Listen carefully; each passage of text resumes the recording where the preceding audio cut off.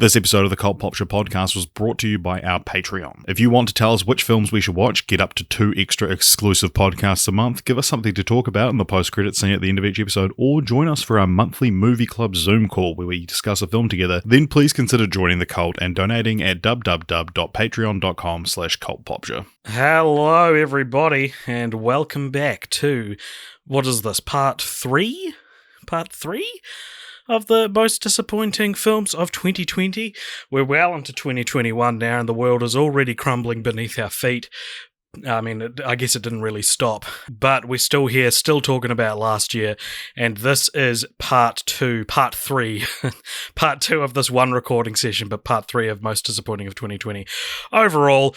So as usual, you can find time codes in the description of what we talk about and when we talk about it, and you can also find links to mine and Richard's Letterboxd rankings of the 2020 films, subject to change as we watch more films from 2020, I guess. So stick around. The episode's going to start with us moving on from talking about I'm Thinking of Ending Things to some other Netflix movies, which is why it starts with, while speaking of Netflix, so that explains that for you, and I'll see you guys at the end for a little wrap up, because this episode also ends very abruptly.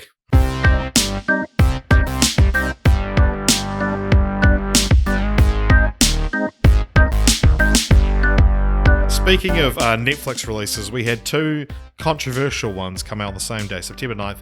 First off was The Social Dilemma. Did you guys watch this? No. I'm sure you heard about it, though. Everyone in the world told me it was really good, except for you, Richard. And so I was like, well, I'm not going to watch it because I actually trust Richard more than everyone else in the world. So I got called by a group of boomers who we have a men's group and we meet monthly and we're thinking of watching because I work as a communications manager.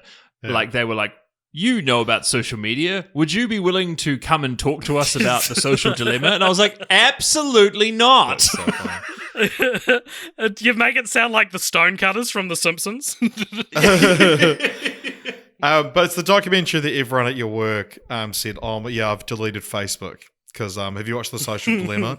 And it's like, and everyone's like, watch it, it'll change your life. Oh my God. It's like, I've never been so affected by a documentary. I watched this, I thought it was the stupidest fucking shit I've ever seen. Because you work in social media, you already understand how the sausage is made. But I mean, I don't work in social media. Well, I don't know where you got that from. You manage your works like Facebook account. A little bit, but I like that was the best review that I heard of this. I saw a Twitter review that was like all these people talking about what The Social Dilemma has revealed to them, and it's like, did you guys not already know? Yeah, this? That's the thing. Yeah, so like this is a quite an interesting 30-minute documentary that they've added an extra hour to, and so it's like it's these interviews of people who talk about like, yeah, we design it so that you keep on looking at it, and people are going like, oh fuck, did you know that like the ads are targeted to you and like they want you to keep looking at ads? It's like, yeah, I fucking did know that. Like, yeah, I'm sorry, it is insane. Grant from accounting. Are you just learning now that Facebook and social media is evil? So yeah. Didn't Armie Hammer as 2 people tell us this? We learned this 10 years ago. So it does have a few like quite interesting interviews with people who are like, I've left this now because it was so corrupt, and I tried to mention this. But then, my God, and I cannot believe nobody mentioned this to me before I watched the film. But it cuts to these like dramatizations of a young kid who's addicted. This family, the kids are addicted to their phones, and the son like ends up scrolling through his phone and gets involved with like the alt center or the radical center, I think they're called something, and it's like. And then it cuts to inside his phone where there's 3 guys standing there looking at a hologram of him, and they go, oh, looks like he hasn't been engaged in a few days. Let's send him a notification that this girl is going to a party. That ought to get him looking. And it's like, oh my, and then he ends up getting arrested for going to an alt center rally. And oh my God, it's actually like, it's the kind of thing like, if I was like this pitch, like AJ, like you or I could make this, and it would be hilarious. It's taking it so seriously. The fact that you haven't already brought up that this sounds like a Christian like piece of media just shows that you have not been a part of the church for your entire life. That's what I was gonna say. Oh, yeah. It sounds like Christian propaganda against Dungeons and Dragons from the Satanic Panic era of the early 90s. Just any moral panic, like, dramatization of this is how bad it could get. Yeah, but it was like, and then I went to work the next day, and I had people that are like, "Oh my god, yeah, it changed my life. I deleted my Facebook," and I was like, "Did you not just find that insane? Like, it's ridiculous." And then they're like, "Oh yeah, that stuff's kind of cheesy." I'm like, "No, it ruins the film. It actually ruins the film. I cannot find anything redeeming other than the stuff I already said." But it's an irredeemable film. So I was about to delete my Facebook account, and then the dramatization started, and I was like, "Well, Facebook isn't as bad as this." Oh my god, it's actually it's baffling, and because the interviews are really interesting, but it's like the filmmakers just didn't trust their interviews, and they were like, "Well, we have to add all this stupid shit to it," and it's the nerdy friend from Booksmart that's into Beanie Feldstein's character, and the girl, the love interest from Moonrise Kingdom are the brother and sister. So it's like proper actors, or actors that at least make you go, "Oh, I've seen you in something." Actors that have other IMDb credits. Yeah, but it is like, oh my god, this was the most disappointing film I've seen all year, because everyone told me it would change my life. Because you're so disappointed in everyone else for thinking it's good. And just to clarify, the position of Cult Popture is that social media is evil. However, of course it is. Who had to watch a movie to be told that? It is honestly I'm going to create 6 Facebook accounts now. But yeah, it's like, I don't know how people had their minds blown by that. I don't know how people could live with themselves liking this. All right, same day though, an even more controversial film, because there were more people than just me against it. Accusations of pedophilia, and Netflix was indicted for hosting child pornography. Cuties. Now, AJ, you quite liked this film, didn't you? AJ, tell us about it. It's actually called Mignons, which is the French title. Look, so I sort of fell into watching this movie based on being very interested in the twists and turns that the discourse of the dark web took. Oh, no, sorry, no. So just to so that the story, the clear story, is out in the open, and so that we're not inferring anything from what is being said and what isn't being said. The thing Netflix got in trouble for was they commissioned the poster that they advertised the movie with. And the Netflix poster is a bunch of clearly underage girls posing in beauty pageant. Well, no, they're dancers, so it's dance competition garb, ultra sexualized, and the visual language of the poster is very clearly using sexual shorthands to catch your attention. Am I making sense? The poster is it's playing on what you know of sexuality, and it's supposed to be a sexy poster, and it's got you, they're actually underage, which is very wrong, and they shouldn't have done that. However, I looked into the film because people were talking about and saying it's actually not what people think it is, because I thought it was a reality show when I saw that poster. The French poster is adorable. The French poster is the same girls walking down a cobblestone street holding up a bunch of shopping bags. It's a very sweet poster, I think, and very, very well communicates the idea of coming of age that is the film. A couple of things to consider about this movie. The biggest thing for me is that it's actually directed by a woman and is about a very uniquely female experience of being over-sexualized at a young age. The film is from the perspective of an 11-year-old Muslim girl who becomes very interested in joining her the dance troupe that a lot of her school friends are in, and the dancing is very sexual and very uncomfortable to watch, but I'm comforted knowing that a lady was the person behind the camera communicating these ideas to these young actresses, because in book form, right, if this was a book, no problem with it whatsoever. It's a book about a very real problem and a very real experience. The problem is not that the story is about this. The problem is that in real life, these underage actresses were, told to dance this way and say these things. And it's not like the film is still shot, or like the dancing scenes are still shot with a very voyeuristic kind of gaze. Some of them are. Some of them are shot so that it's not trying to make it sexy. But there's like the big scene I imagine people were talking about in the film, which is actually them shooting their own video, and the one that they shoot is very uncomfortable.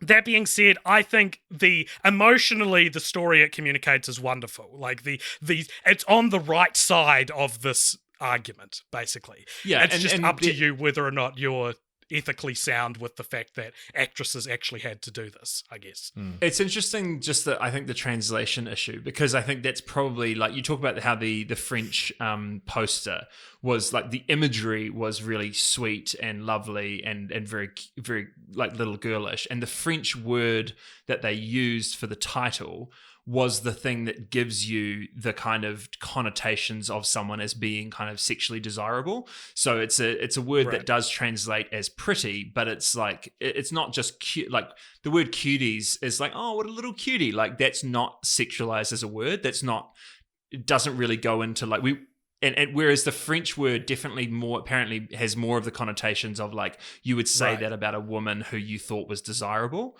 not a little kid. And so I think in the French poster, the word does the work of shocking you, whereas the decision to make the word in the English translation cuties meant that they had to find a way of representing the shock factor in the imagery. I thought it was a great coming-of-age story, and I think that in a perfect world where there aren't probably pedophiles watching this movie, there's no good argument against it existing. Yeah, I also think it's a difference between like French and American sensibilities when it comes to sex and sexuality. They're very backwards in the US. And about film. Huh? And film and censorship and all that sort of stuff. I quite liked it. That's my final word on it. I actually thought it was quite a good movie. Conjuring, Devil Made Me Do It is June 4th this year. Kingsman, March. The Many Saints of Newark is March, and that's one of the first films to be released on that Warner Brothers HBO Max deal, which I'm sure we'll talk about when we do Anticipated of 2021. And the Candyman film now has been delayed almost a full year to August 27th. When we last spoke about the trial of the Chicago 7, it was going to be theatrically released on September 25th, but then we heard that Netflix was apparently pursuing it. It did pursue it, and it got released on Netflix on that day. We just watched it. I just watched it recently. I watched it 2 days ago. Yeah, what a fucking good movie. It was my number 5 for the year. Jesus Christ, it's so good. It's my number 3. I was so entrapped by I started watching this movie because we were doing this podcast, and sometimes, ladies and gentlemen, when you're trademark watching a movie for the podcast trademark, that's different from watching a movie. Like, it's a job almost, right? Yeah. And so I put it on New Year's Eve at about 1 p.m. I was still in my pajamas and was sort of like, I'm just going to sit down and have this movie on so that I can say I've seen it.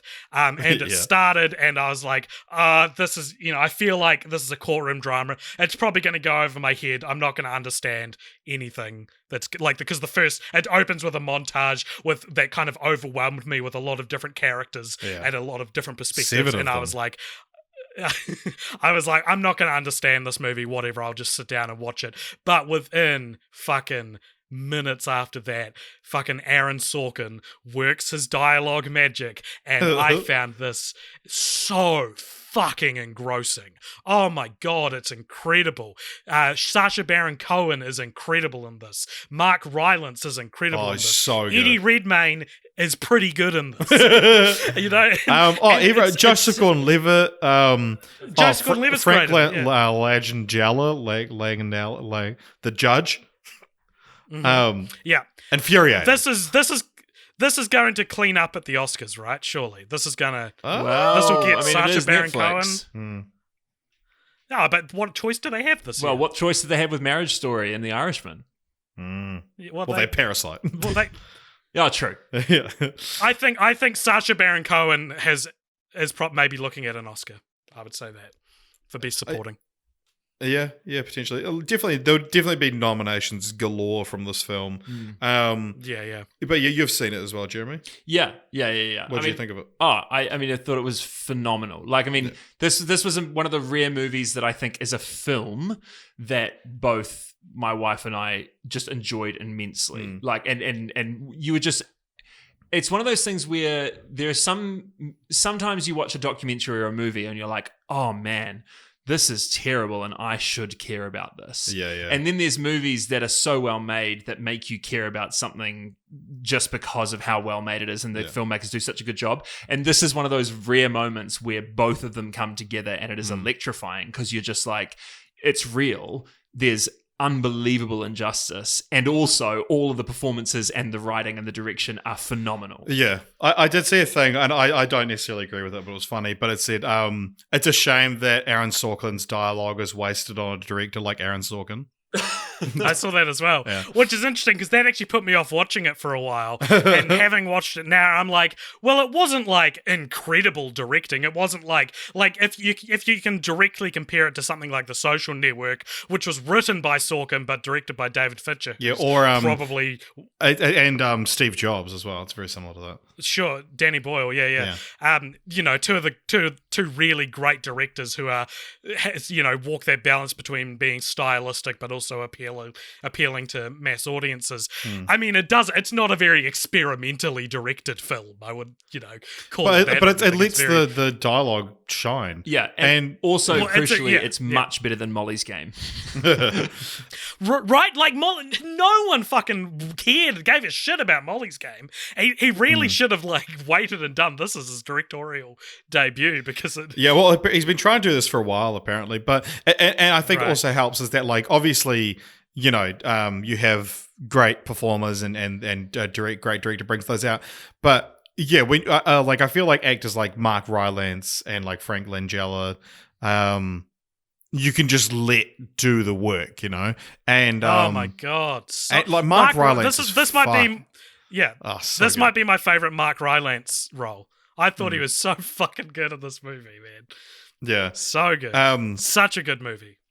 Yeah, it was fantastic, and it's infuriating to watch as well. And the fact that it's this just happened again this year, we're still going through the same shit.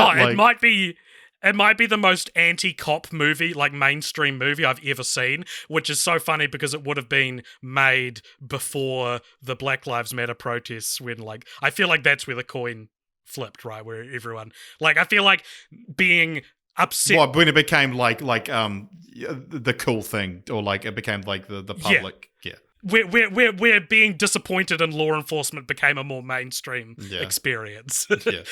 And this would have been directed before that happened. Well, also it's based on a true story from Yeah. But boy, did it come out at a right time. There is not a single cop in this film that's portrayed sympathetically. Yeah, because Aaron Sorkin said they were like, did you change this? Because he's been working on it for a long, long time. I said, did you change it to fit the time? And he said, no, the times changed to fit my script. And that's the sad thing. It's All about the time something that happened. Change ever, Well, it's about the fact that this is something that happened decades ago, and we've just come back to it. And it's it's disgusting, frankly. And also, if you look at the actual story of what happened, there's some stuff that was so there's the scene where the eighth member of the Chicago Seven, who's black, is forced to spend a day in court, bound and gagged, for complaining that he's there without his constitutional right to an attorney. And you're like, oh my God, I can't believe that would actually happen. In real life, he had to do that for a week. The judge said, like, essentially, until his case was thrown out, which took a week. He had to come in every day with a gag in his mouth and bound to his chair. I think this year, in terms of like, and we'll come to another one later on in the pod, but like, I have not spent so much time sitting like on my phone researching the reality of things that I'm watching in film and television. Was the other one Borat too? All right, yeah, so Trial of the Chicago 7, that's definitely going to do well at the Oscars, I think, at least in the nominations. But another film that might pop up at the Oscars, probably only get one nomination, though, for Best Foreign Film is Another Round. Hell yeah, man. Did you see this, Jeremy? I've never heard of it. So fucking good, It's Mads Mikkelsen reteaming with the director who made The Hunt, which is a very good movie a few years ago. And this one is about a group of friends who one of them reads an article about how man is supposedly born with a, what is the number, 0.01%? Essentially blood alcohol level too low. Yeah, we're born with a blood alcohol deficit. And so just it's about one or two drinks gets you to what humans should actually, like, you're unlocking your full potential kind of thing. So, like, I don't play pool well unless I have my second drink. Yeah, exactly. Yeah. You're and not it's like, social enough if you don't have a little bit of social lubricant. And so it's quite a funny premise, but it's a drama. It's a hard drama. Yeah, and it's like it does have a lot of moments of levity, and it's played very well. But obviously they descend into alcoholism as would be expected. But yeah, it is kind of like it's the first half of the movie anyway is like an ode to how confident you feel when you've had one or two drinks, and it's like you're not even cool. tipsy, you're just a little bit more confident. I've never seen the space between sober and drunk portrayed on film before. You know what I mean? Like it's such a specific thing. And watching Mads Mikkelsen, because he's a teacher, and his kind of character story is that his students come to him and say, "You are such a boring teacher that we're going to fail our exams." So, like, there's a scene after he's been drinking a bit for this experiment where he, like, rocks a lesson and he gives them a really cool lesson and he's strutting around the room with the confidence of a slightly drunk person. And then he walks into a door and it's so funny. It's so accurate and it's so true. I thought it was an incredible performance. And it's also got probably the best film ending of the year. Possibly, or yeah. one, Yeah. definitely up there. Yeah, the ending is very good. But that's another round. Check it out. It'll probably be nominated for Best Foreign Film. Last Night in Soho coming out this year. Venom 2, which we now know is called Let There Be Carnage. Very cool. Worst title of the year. This comes out June. Wonder Woman 1984. We'll come back to it. Was supposed that was another one that they're like, oh, October will be fine. And then they had to delay it again and also release it in a weird way. Another film that AJ and I have talked about, which you can pay $5 to listen to our thoughts on, but American Pie presents Girls Rules. Finally returning to the universe of American Pie. A very we can just important quickly film review this one if you want. for Cole Popture, because probably the best video that we've ever made on our YouTube channel, I think anyway, is about this movie before we saw it. And sort of we basically made a video that was like, how the hell do you do an American Pie film in a post Me Too era when these films no longer get made for good reason, and sort of explored about how it's going to be an all-female reboot. I'll link it in the show notes. It kind of underperformed, so I would love if more people could see that video, even though it's admittedly not very good on my part, is that it was almost immediately dated within months when the film came out. About a particularly niche piece of content Yeah, that even the studio did not bother to market at all. It was close to my heart, so I wanted to make a video. And then the film came out and... I've ranked it 34th out of 39 of the year. 36th out of 40. But I never said I thought it would be good. I never said that. I never said that. And you were right. It makes a lot of mistakes you would hope it wouldn't. It's all about them fighting over one guy, and it's just like you know what, I've mostly forgotten it. Go listen to my immediate thoughts on our Patreon. This. If the question is, does it achieve the task of being a more feministically respectful movie? Yes, it does achieve the task of being a more feministically respectful movie. There's no nudity in it. A high starting point. Yeah, there's no nudity in it, which I thought was interesting. That's a first for the series. It does have like sex scenes in it, but they're not particularly objectifying, and you could almost argue they're uniquely from the female perspective, which is cool. But it's not a good movie. Of course, it's not a good movie. It was never going to be a good movie. Yeah. The director won't think this is a good movie, and maybe we can ask him that because we're in correspondence with him. So maybe that'll happen. Although I don't think I could ever actually do that. I don't think I could say to a director's face, "Do you think this is a good movie?"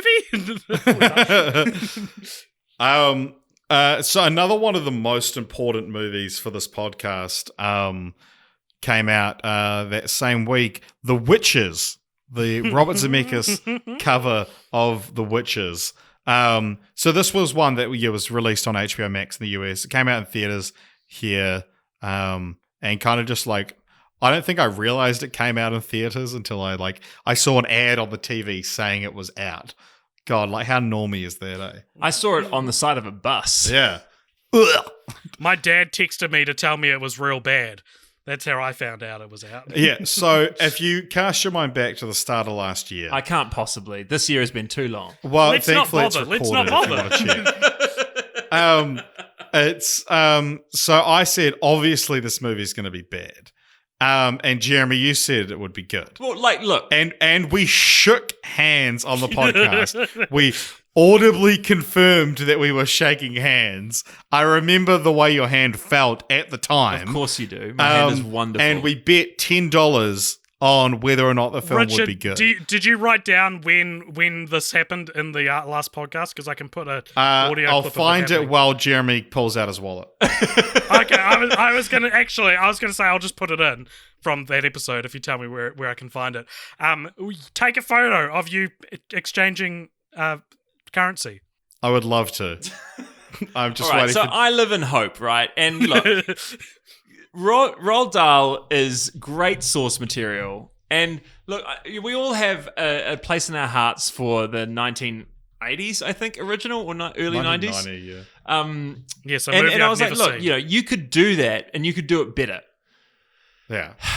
They just decided not to do it its better. final result was 49% of Rotten Tomatoes, and I think we said sub 70. We said certified. I dumbly said fresh. certified. Yeah, fresh that's right. Yeah. When I meant fresh. Not realizing, not that it would have made a difference. No, it wouldn't have made a difference, but I would have lost by significantly less. Yeah. Still. Did any of us see it? Jeremy did. I did see it. Oh, you did? Was it good? Yeah. Hold on. Richard's just doing things. So where are we? I will put $10 on the fact that it is going to be good, and not bad late stages of Zemeckis. I'll bet. And then AJ, you said you'd bet $100, but Jeremy and I shook hands on $10 at 30, just about 38 minutes into the dumbest looking films of 2020 Part 2. Okay, cool. Yeah, so remake of that. Octavia Spencer, Stanley Tucci. I think it's gonna be great. I think it might fall to it might suffer from some late Zemeckis All right. Well, issues. I will put $10 on the fact that it is going to be good and not bad. Okay. Late stage Zemeckis. I'll take that. I'll bet $100. Whoa, holy crap. 200. No one challenges me. Richard and I just shook hands. Yeah, On so whether- keep an eye end of the year about whether it's good or bad, and I can't wait for you to love it, but it be like critically panned, and be like, I thought it was good, so I win the $10. The conditions of this is it will go by like critical, General consensus, popular, general. It has to get at least 60% on Rotten Tomatoes. Yeah. Nah, not even that. It has to be more than that. It has to Anyway. be certified fresh, bitch. Yeah, Okay. which is 75. Oh, right, okay. You get fresh and certified fresh. They're different. So I did see this movie, and almost immediately I was disappointed. But like, because when the trailer came out, it was all the like Zemeckis tropes that we said it was going to do. It's like, yeah, like using CGI when you probably should have just used practical effects or puppetry. Like the CGI mice, the fact that it's set in the Everybody Hates Chris universe.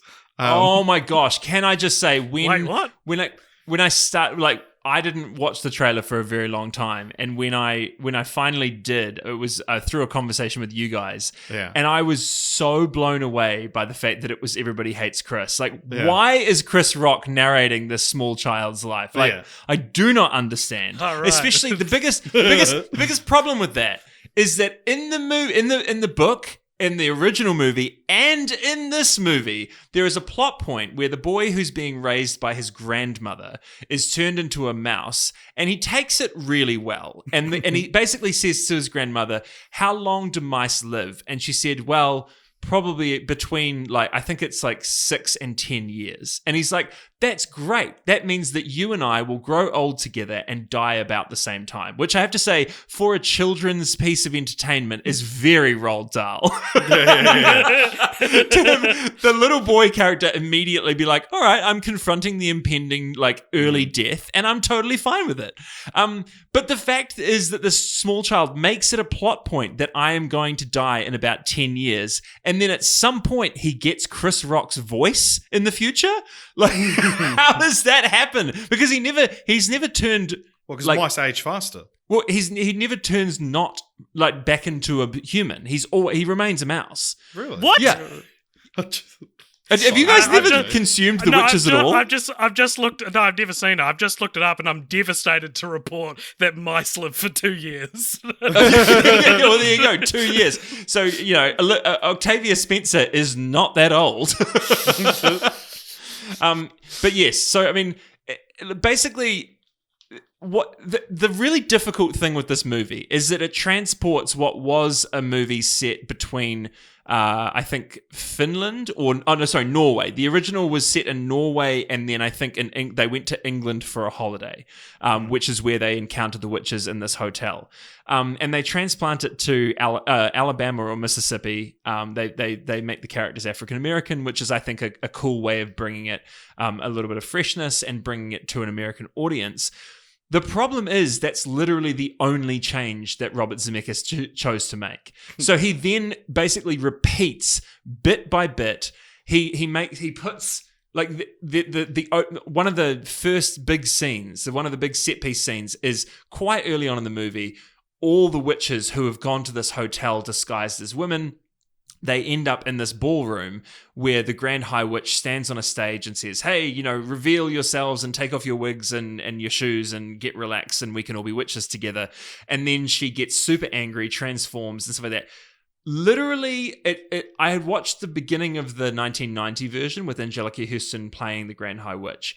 And it's like they just took beat by beat, set piece by set piece, and I'm talking about literal set elements. Like the stage was exactly the same height, the podium that's on the stage, the number of chairs in the room, all laid out exactly the same way. It's like it's like he traced every frame from the original one and just made slight. Like it's rotoscoped. Yeah, totally. And the problem with that is it kind of continues through the movie, and very few changes are made to the way that the movie feels. And the problem with that is that it's like, Robert Zemeckis can do good films. He is a certain artist. Yeah, he made fucking Back to the Future. But the problem with this is that when an artist who has who wants to paint, I'll just say, an artist who wants to paint with different colors, he's like, "Oh, I'll take the same inspiration but paint, a similar scene with different colors." Right. But it's like he took the different colors and then did a paint by numbers based on the first one, rather than actually using his artistic expression to take the inspiration and make something different. That's beautiful. I think he was totally hamstrung by that, and it was obviously of his own making, and it was a really stupid decision, and it was just boring. It's unforgivable to make a boring movie out of a Roald Dahl's source text, because Roald Dahl's awesome. I mean, as a person, not awesome, but so anyway, Richard, here you are. It's $10. Yay! I'm so poor right now. I fucking need this. You now are $10 in debt, not 20. Is a great director still a great director if they literally haven't made a great movie in 20 years? Because I feel very comfortable saying that Castaway was Robert Zemeckis' last truly great film, and that was. I think if someone has made I think if someone has made greatness in the past, I think you always have to say that they are great. Well, like when he dies, he will be remembered as a great director, I think. Yeah, because of what he did. Even mate. just like his contributions to cinema. Yeah. You know? Yeah. So up next, we're supposed to have Halloween Kills. That's now coming out a year later. Although we did see a trailer for it. I'm still excited for it. Surprise release. Didn't know this was coming for a while. Borat subsequent movie film.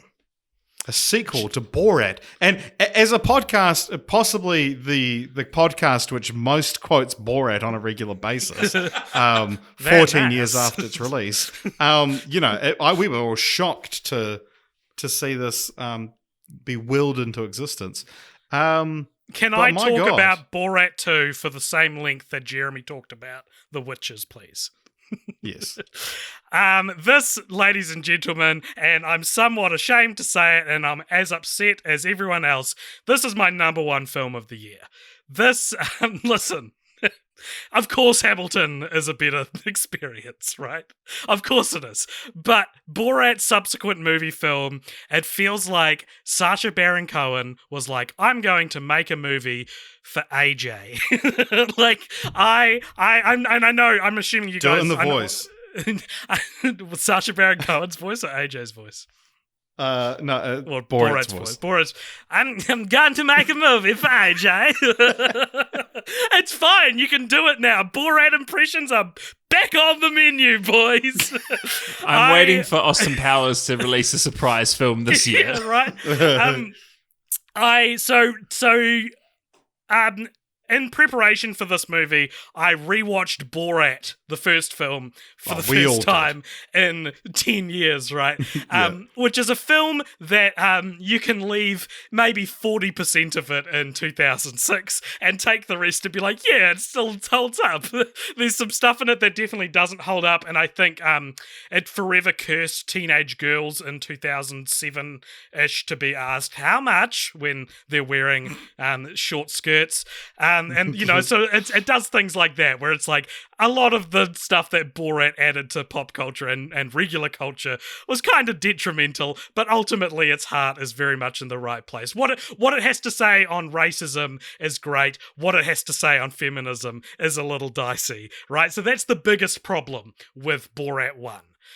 All these years later, Borat's subsequent movie film comes out, and it is a fiercely feminist film. A fiercely feminist film.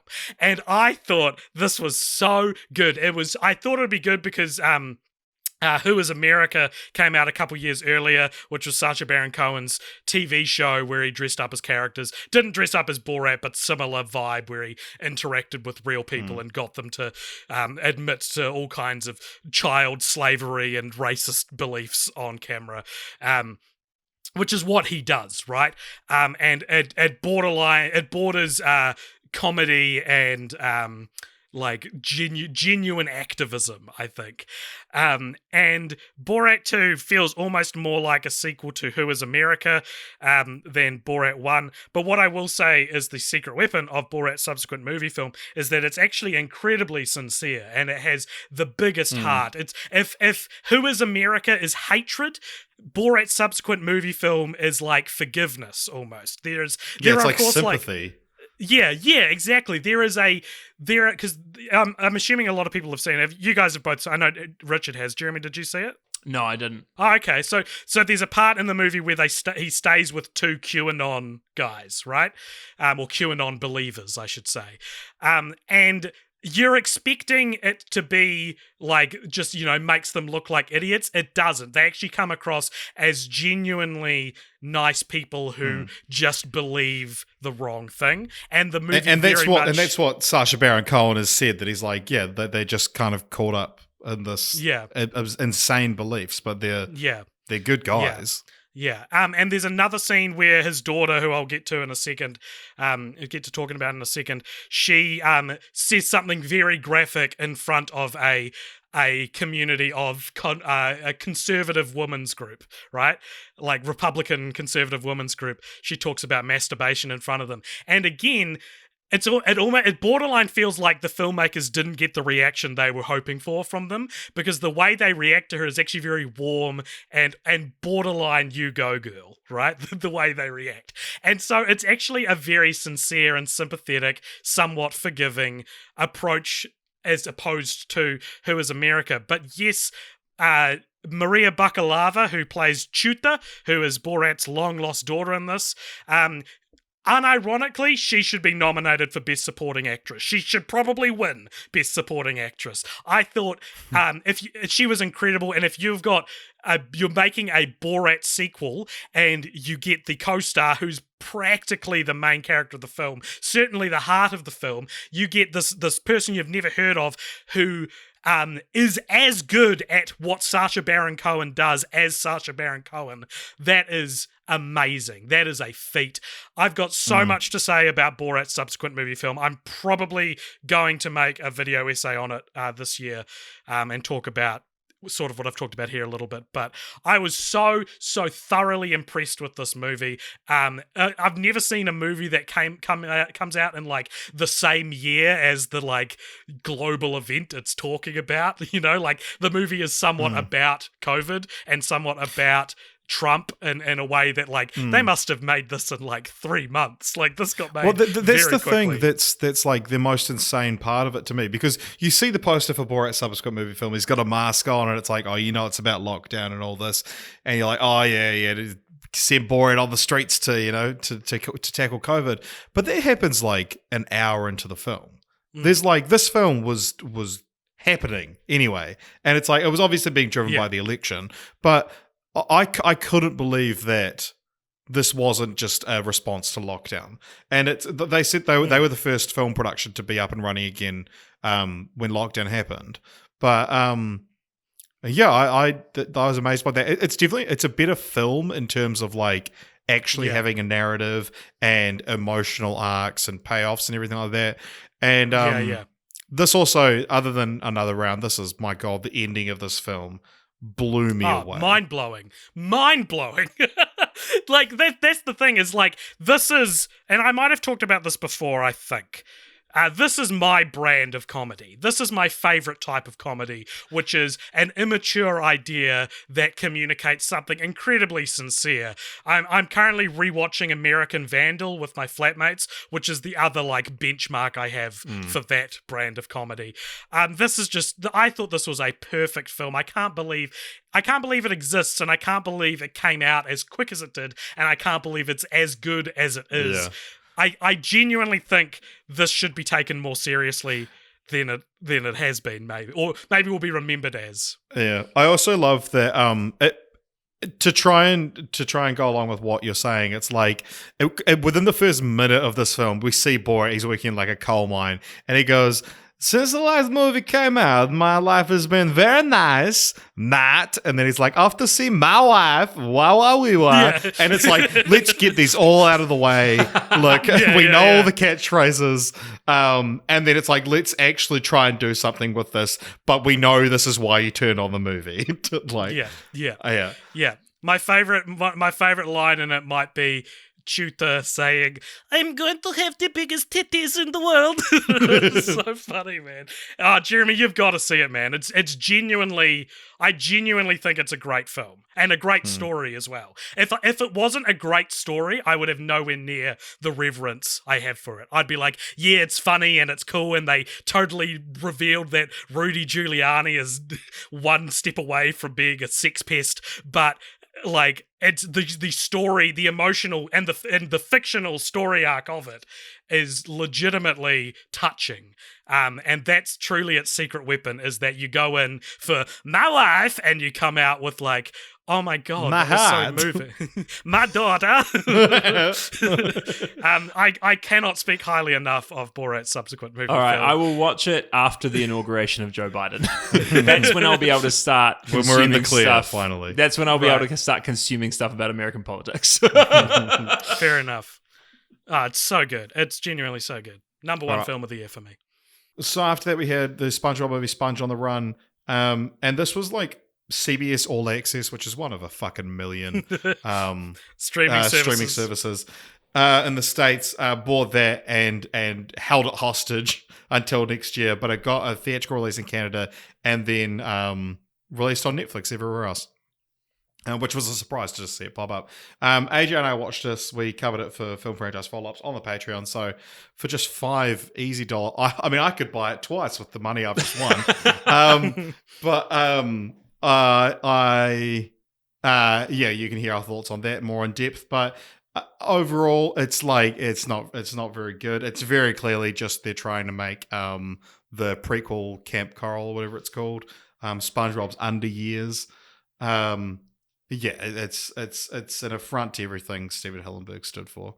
It looks cool though. I like the animation style, but I would like that animation Yeah, it's the style same on low anything. frame rate as the Peanuts movie and Into the Spider-Verse.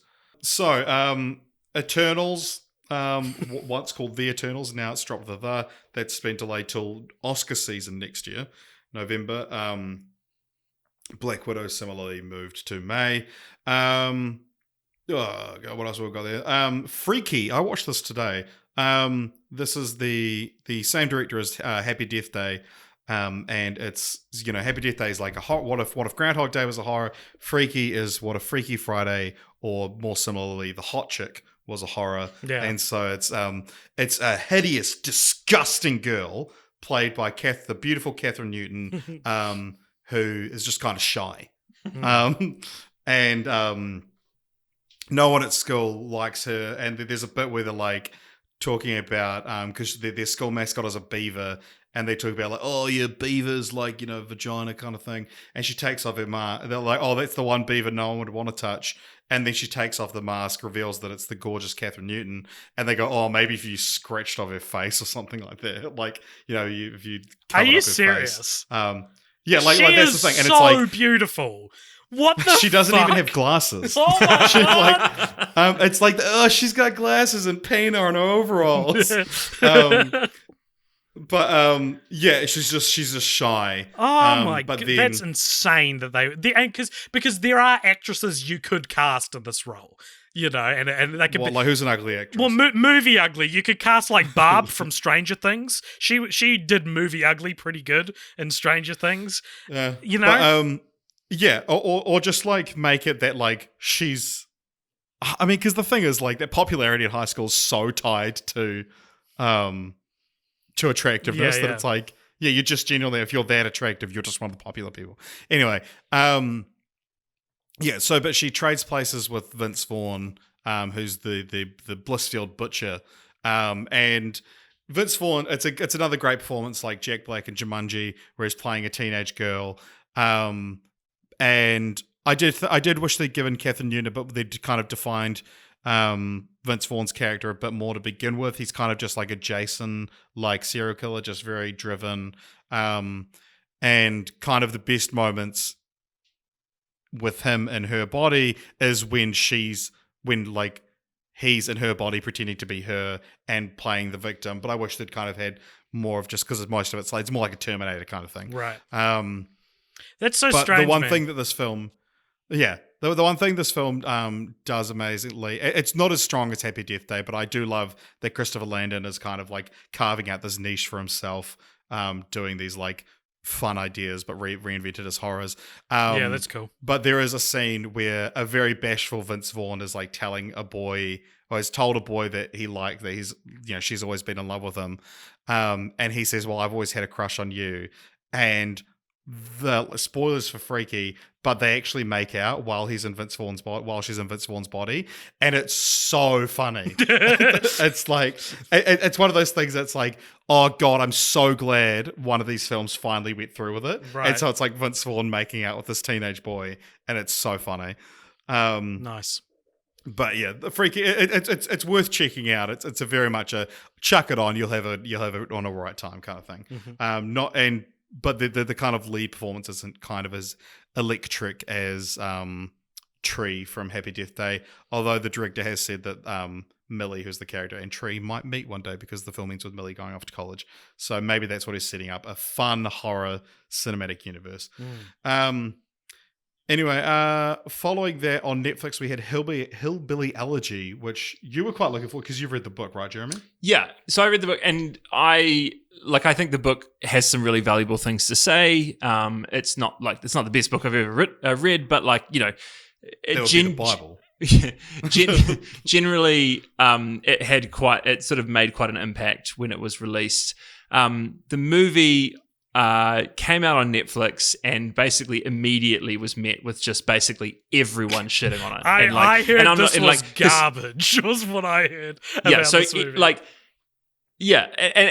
And Hillbilly Elegy, because of what it is and who it's about, it's quite a political film quite a political book, because it's basically saying that there are basically these very, very poor white people, like rednecks, classic, the definition of where the term redneck came from, in Appalachia, in the Appalachian Mountains. Would you say they're hillbillies, maybe? Yeah, and hillbillies, rednecks, but they in the movie they make a point about the fact that they'll call themselves hillbillies, and that's kind of a term.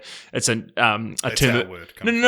a term of endearment, but then redneck is you don't call us rednecks. No one calls us redneck. Yeah. So, but essentially it's just about this boy. It's a true story of this guy's life, JD Vance, and he basically grows up dirt poor with really broken family, and drug dependent mother who's on opium, and just no hope in the town that he's close in the film.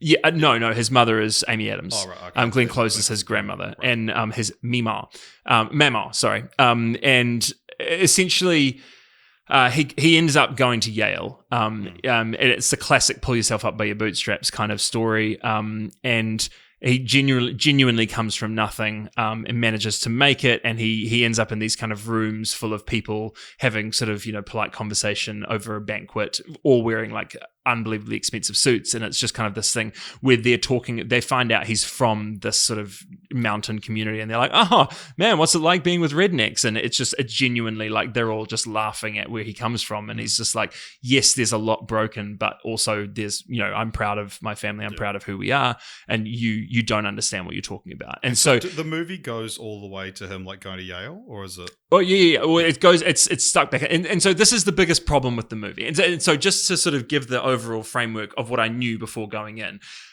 everyone hated this film, left and right. So I have a real diverse range of news sources that I have on my Facebook feed, and the National Review and Slate both had film reviews saying this is terrible. I was like, okay, so now it's bad.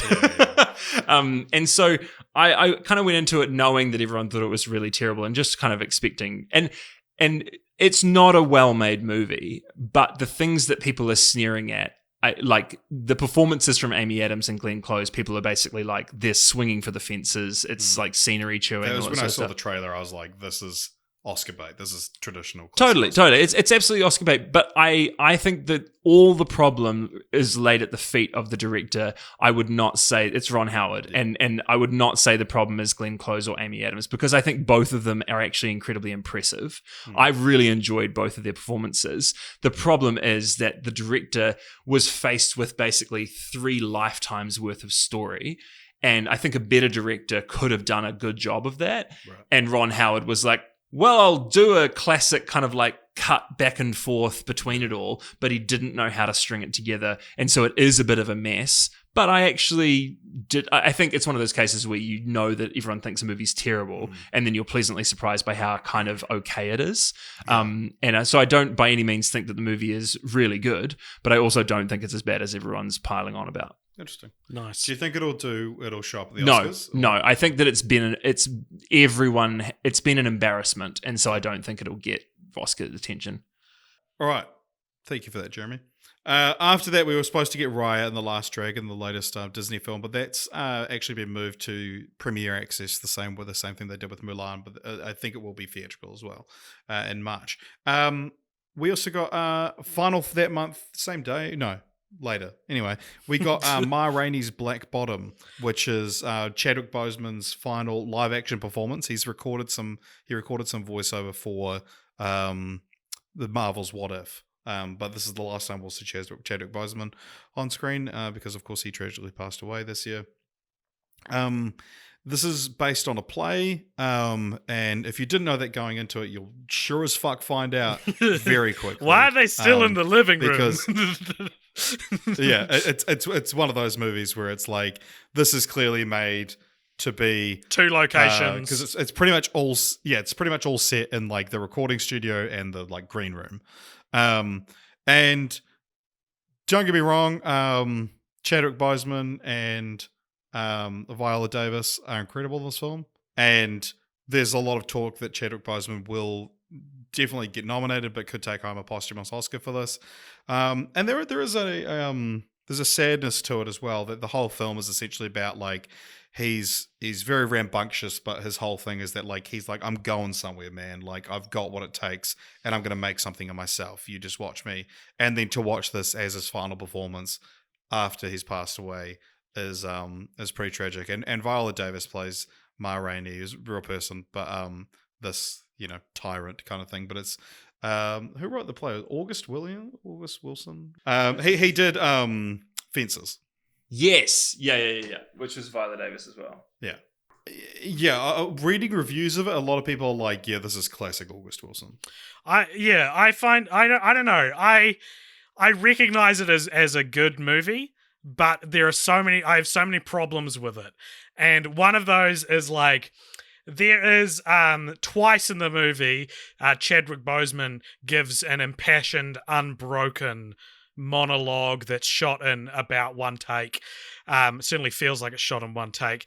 And it's like, yes, this is good acting, but also this is Oscar bait. And I can't figure out, you know what I mean? Like, yeah, like, it's very clearly like his scene. Yeah, it's like, cool, yeah, now Chadwick, yeah. you do your thing. Yeah, that's what it is. It's room is made for an actor to act, and it's good acting, but it's weird to see a film go, everybody be quiet, the actor is acting now, you know?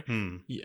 And where it feels like you're supposed to clap afterwards. Yeah. Which is kind of just like, that's a pitfall of adapting a play, I think. Totally. But it's like, and they're great monologues. Yeah. And you feel for him, and he's incredible in the film. But then also the other thing is like, we have to get into spoilers. So we're going to do spoilers? Jeremy, do you mind? I don't mind. I'm not going to say Well, it. you can do general spoilers, but like just the fact that there's something that happens. So I'm probably just going to go all out. I don't know how else to explain. Go for it.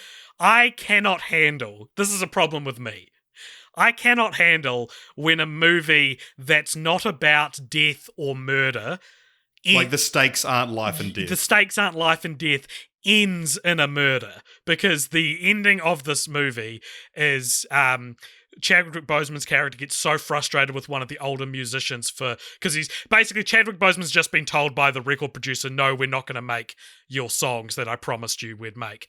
And in a fit of frustration, he gets real mad at one of the older jazz players for standing on his new shoes, and he stabs him in the gut. And the movie leaves those characters with Chadwick Boseman cradling the other character, being like, oh, he stood on my shoes, what am I going to do? And it's like, because then the next scene, because obviously this is a film that's very much talking about race, and the next scene is the record producer who just told him he wasn't going to record his songs. The last scene of the film is a bunch of white dudes recording Chadwick Boseman's song. And that's a great ending. That is powerful. Yeah, because the record producer says, I won't let you have your band, but I'll buy your songs for pennies, and then it ends up, and Chadwick Boseman is forced into a corner where, he's dirt poor, he's just been kicked out of Ma Rainey's band, and he says, okay, well, fine, I'll take that deal. Then you see the white men recording a song. And that's a great ending, which communicates the message wonderfully. I didn't fucking need Chadwick Boseman to murder a guy. I couldn't handle it. And as I say, it's a problem with me. I can't like a movie. It's that whole jarring tonal shift we talk about with Just Another Christmas a few weeks back, where it's like, I just can't handle it. The movie's stakes are not life and death, as you said. And so to take it there, I'm just like, what? I was not like... I didn't want this. I didn't want this in the movie. I'm not moved by it. I'm not like, wow, what an ending. I'm like, huh? the language of this movie is not like it feels off. And it's made even it stings even more because that final scene feels like such a perfect and powerful ending, and I don't think the character or the story gains anything by being. And also, he murdered someone. Like I don't think it benefits from that. Yeah. And I said this to you because we watched it on the same night. I watched it maybe an hour after you watched it, and I said all this to you, and you were like, "Yeah, it's very theater. And it's so true. It's a very like actors acting thing where it's like, and it ends. The actors get to act. It will this. show up at the Oscars, I'm sure. Yeah, and it doesn't not deserve that, but the ending definitely knocked it down a couple of pegs for me. Yeah, it was for me. I was like, yeah, this is like a 4.5, 5-star movie, and then it was like, it's probably like 3.5, 4. But yeah, expect to see it at the Oscars. A movie called Sound of Metal came out on Amazon Prime. Did either of you guys hear about this? Yes, I saw you logged it. Is it good? Yeah. It's very good. It's a very good movie. It's the last film I watched of the year. It's Riz Ahmed plays a drummer in a metal band who just essentially has sudden onset of deafness. And so he goes to, he's got a girlfriend who's the lead singer of his band, and he's, to try and learn to deal with this, he moves in with a deaf community while she goes back to live with her parents in Paris. And it's kind of, it's one of those movies. It's very interesting because he's now sober, but he's a drug addict, and the movie's about addiction, but you don't really realize it till the end, kind of thing. But it's about his like addiction to hearing. And so essentially like the way that the whole film, he's trying to get his hearing back and not realizing that you can live a very full life as a deaf person. And the way he talks about it, and it's like when the kind of pin drops at the end, you're like, yeah, like he's been behaving like an addict the whole movie. Right. And it's gorgeous. It's a beautiful, beautiful movie. It's on Amazon Prime. I'd definitely recommend it. Sweet. Cool. But yeah, Riz Ahmed's fantastic, and Olivia Cook plays the girlfriend. Oh, nice. And same day as that, though, December 4th, one of my most anticipated of the year, Mank, which is David Fincher's first film in quite a few years since Gone Girl. And this is about Herman Mankiewicz, who's the creator who wrote Citizen Kane. And this is probably for the biggest movie I missed from this lot this year, I think, because I don't know if this is something. If Richard, you were telling the story, you'd say, now AJ, you famously haven't seen Citizen Kane. I don't know if that's something people know about me. I've always wanted to watch Citizen Kane, but I've never gotten around to it. And also, if you're an avid follower of both of our YouTube channels, you will hear AJ saying he watched Citizen Kane. Which I was very confused by. I accidentally said I watched Citizen Kane on our recent Vertigo episode of the Popture Movie Club when I meant Casablanca because they both start with C and are both similarly regarded. So I mixed my words. And they're both old-timey movies, see? Yeah. So all black and white movies look Mank. the same. I skipped Mank because I was like, surely I have to see Citizen Kane before I see Mank. Yeah, I mean, I've seen Citizen Kane a few times. I watched it within the last year, and I was like, whatever. Like, David Fincher's, I've said before, is my favorite director. I was very much looking forward to this movie, but yeah, for such a director whose trademark is their specificity and how like controlled everything is, this is just such an unfocused film. It has, interesting. It's the strongest I've ever felt like I've walked into a theater 30 minutes late watching this at home on Netflix. But yeah, it's like I kind of never really understood what was going on. It's all said about it's obviously not just about the writing of the film. It's kind of around what was going on in politics around there, around the time with the Democratic Convention and whatnot. But yeah, really? I kind of just like, okay, interesting. That's not what I expected at all. By the end of the film, well, because the whole thing about Citizen Kane is that it's a big middle finger to William Randolph Hearst, who was kind of like pre-presidency was said to be the Trump of that era. You know, very powerful, kind of like bit of a dickhead. Understatement of the year, right? Bit of a dickhead. And so it's kind of like, the fallout of that. And yeah, just the movie. It's shot in black and white. And one of the things, probably my favorite thing about it, is the score of it was done by Trent Reznor and Atticus Ross, who are always fantastic, but they rely a lot on synths. Mm-hmm. But they recorded the score on like period appropriate instruments. So everything about the film is made that it's supposed to be like, this is the film that would have been made in 1940 or whenever. And so they dug up the actors who were alive around then. Gary Oldman. There you go. Yeah. Gary Oldman, who's supposed to be the same age as Amanda Seyfried in this movie. And like Gary Oldman's 7 years older. It's just Eurovision all over again.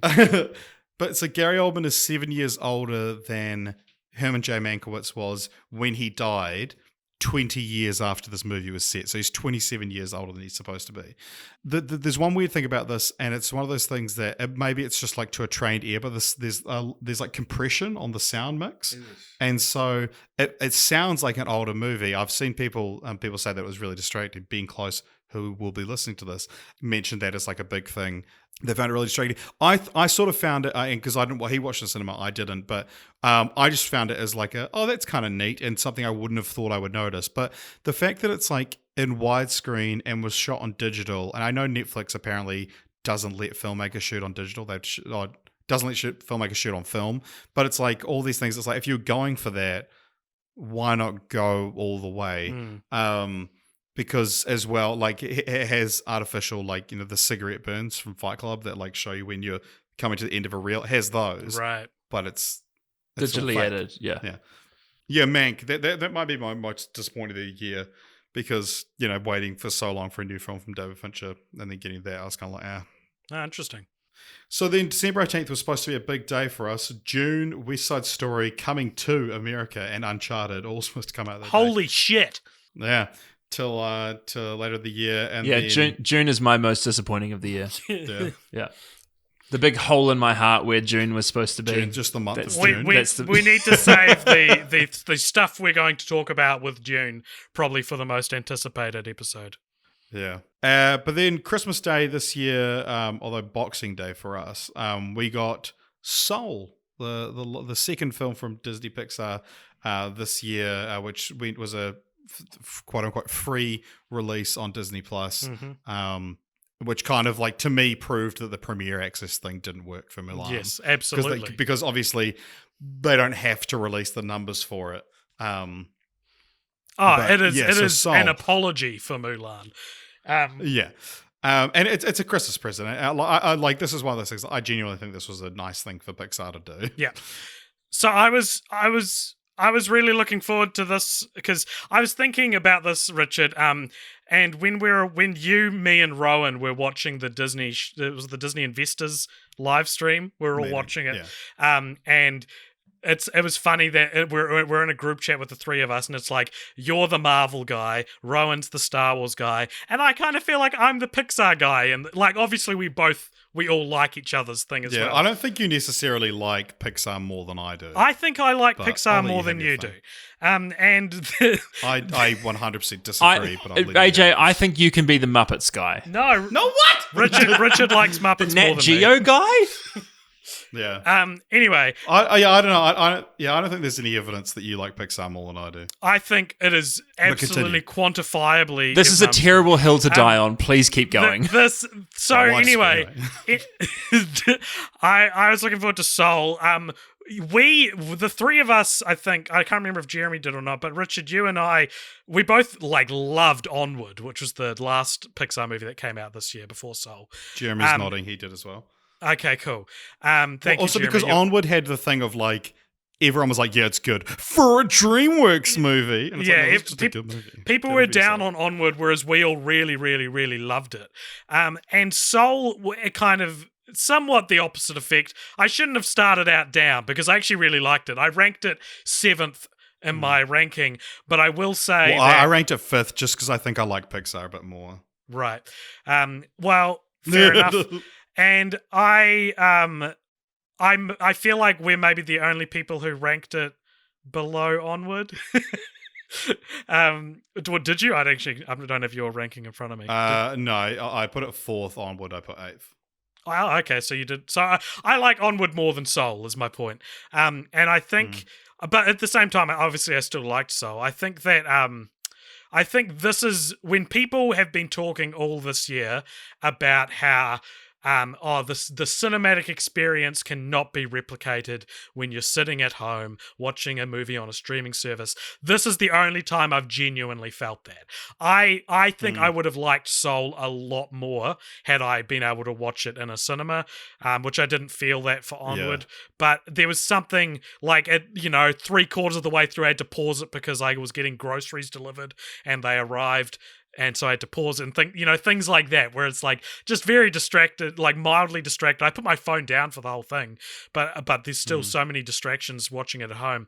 And I thought that I don't really have anything bad to say. What I will say that it's very mature. I think it's maybe the most mature aimed at kids generally film I've ever seen. The themes it deals with. I don't see how it's a kids movie other than like, the cat's talking. I agree. So I was away for a week in a house full of 5 small children under the age of 5.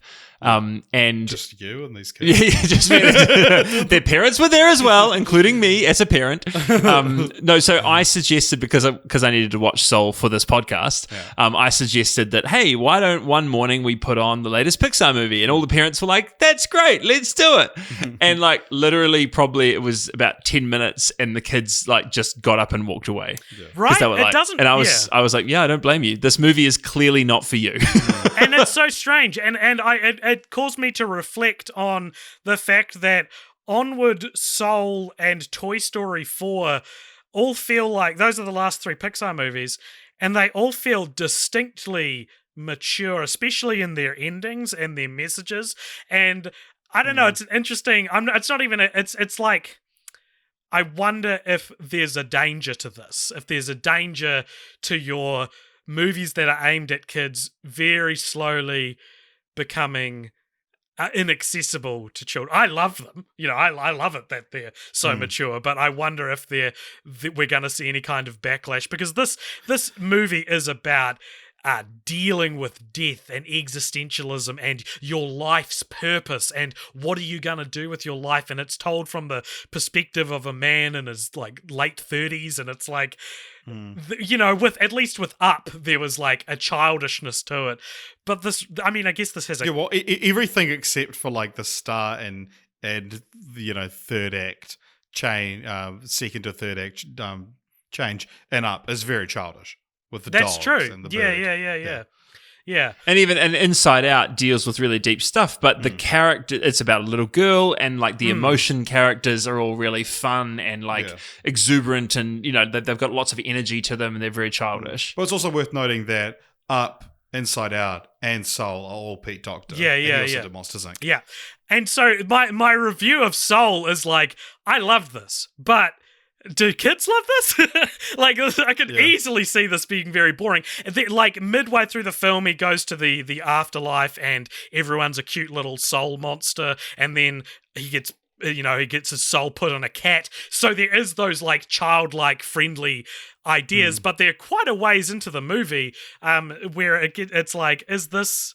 it's YouTube. It's how you make a YouTube video. You put the most interesting stuff at the start so that people stick around. It's why trailers have mini trailers at the start of themselves these days. But at the same time, like, I don't know how much you should let that affect your enjoyment. No, of the film. I haven't. It's just an observation. Well, you've been going on about it a lot. Yeah, well, I just love Pixar so much that I want to talk about them to this extent. But yeah, no, like Soul. Yeah, I found this is a beautiful, beautiful film, and some great supporting performances from Daveed Diggs, Questlove, and Graham Norton. Graham Norton was actually fantastic. I had no idea he was in it, and I was like, wait, is that Pirate Man Graham Norton? Yeah. I love what it does, because I remember having this revelation of like realizing that the because you go like, oh, like this is like this holiday. It's like that's when I get to like really that like that's what life is for, kind of thing. And then you're just kind of biding your time between it. But realizing that it's like all those little in between moments, like your commute to work, just like eating dinner, the stuff you do every day. It's like that is your life, and that's what you should be enjoying. And the fact that because I've seen people complain about this, that the movie ends with him getting the chance to live again, spoilers for Soul, and saying like, well, what are you going to do with your life? And he says, well, I don't know what I'm going to do, but I'm going to live every minute of it. And people are frustrated that you don't actually see what he does with his life. But I think that's how the film should end. I was reading today that there was like alternate endings where we got to see what he'd do, or he would see go back to teaching, and then he would recognize 22's soul as one of his students. And it's like, no, we shouldn't see what him or 22 do. Yeah, because that's what you had the sequel for. The franchise. But like it's so much more powerful, and it tells you the message of, because the whole like the twist of the film is that like we don't have a singular purpose. We have a reason to live, but it's not one thing. It's not a reason to live. It's like we have a life spark, and the life spark is like actually being willing to have wonder in every element of your day, and not to put all your hopes and dreams into one thing, but actually to and it's funny, I actually wrote an article about this exact thing like a year ago, but it was... Well, how did you know about it? But the idea of vocation, and the fact that like, so many movies that we see, like the protagonist needs to have this kind of like, I just want to be a dancer, and you want me to work in the coal mines, or like I just want to do this, creative thing, and everyone's telling me no, you have to, get a job and have a family and stuff like that. And it's like this idea that someone can only be free and kind of fully self-expressed if they are kind of like free to go and pursue this kind of almost kind of tangential like creative thing. And actually, I thought it was really interesting. Really early on in the movie, you see like his spark of being able to actually teach other people and see that unlock inside of them is actually something he's incredibly good at and he's gifted at. And he's not appreciating how those things are happening in his everyday life already. And he's saying, my personality is that of a jazz musician. But I think if the film had ended with seeing him go back to teaching, I think because of like the spark thing it's not like, it's kind of something you have to sit with for a little bit. It's not like, I mean, it does tell you, no, it's not this, it's this. But what that really means to someone, I think, takes a little bit to sink in. But if they just been a year later, he's teaching again, he gave up on his dream of like touring because he's now done that show with that woman. And then we saw him teaching, you would go, oh, okay, so teaching was his calling. And it's like, no, like living life. And appreciating. Yeah, it's a beautiful, beautiful movie. The abstract designs of the characters is some of the most awesome experimental stuff they've done. Like AJ said, this was one of the only times when I felt like I truly wished I saw this on a big screen, because the Trent Reznor and Atticus Ross score underneath this, and when he's going up to the great beyond, like, God, letting that, like, sitting in the front row of a cinema and just letting that, like, wash over you would have been incredible. I know that sitting in the front row of a cinema isn't normally, like, an ideal thing to do, but the idea of it being gigantic would have been. But I will say, final thought on this is that stop putting Kiwis in things, unless they're Kiwi movies. I don't want to hear Rachel House's accent.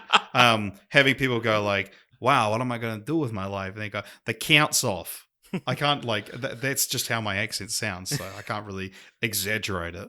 But yeah, it's insane. Like, since Taika Waititi got big, we keep seeing Kiwi accents pop up and things, and they're supposed to be the funny one, but they don't say or do anything funny. They just say it in a Kiwi accent. Well, American audiences go, haha.